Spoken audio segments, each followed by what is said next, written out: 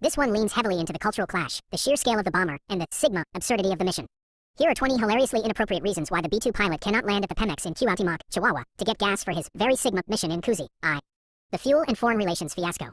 The octane catastrophe. The B-2 runs on highly specialized JP-8 military jet fuel. Pemex offers Magna, 87 octane, and Premium, 92 octane, which would give the $2 billion bomber the same existential crisis as a F1 racer getting lawnmower gas. The fill you're up misunderstanding. The B-2 needs 167,000 pounds of fuel, over 24,000 gallons. The pilot asks the attendant for a full tank, and the attendant calls the cartel, thinking it's a front for a massive, flying drug operation. The pump problem. The Pemex pump nozzle is roughly the diameter of the pilot's thumb.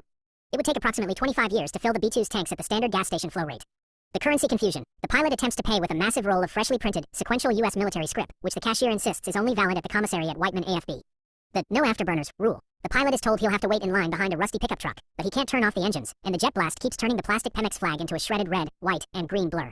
The international incident. The unscheduled landing of a nuclear-capable U.S. strategic bomber in Mexico is not a quick gas stop. It's the opening move of a critically mismanaged diplomatic disaster.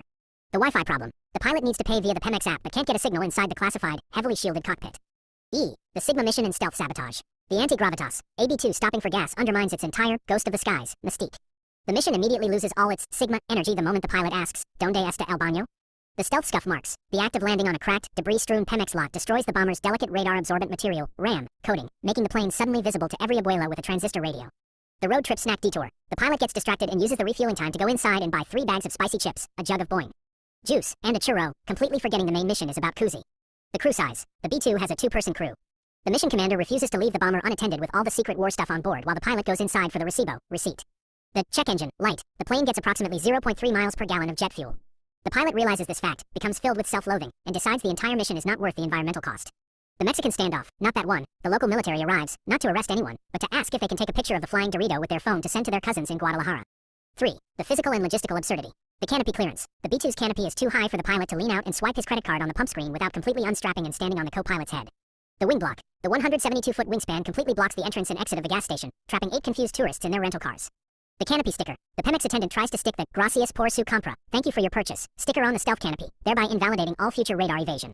The air refueling tanker. The accompanying KC-135 tanker, which is the actual mobile gas station, circles overhead and judges the pilot relentlessly for attempting to use a civilian pump. The landing spot. The pilot attempts to land on the Isla, Pump Island, which is the only flat-looking concrete slab, crushing the display rack for motor oil and windshield wiper fluid. The Cusi commute. The distance from Cuauhtémoc to Cusi is a short hop. The pilot could have just used his emergency reserve, but he insists on adhering to a completely fictional Air Force budgeting protocol. The selfie incident. Before the pilot can refuel, a horde of teens descends on the scene, not to report a security breach, but to take epic stealth bomber selfie photos, which are then instantly flagged and deleted by NSA satellite surveillance.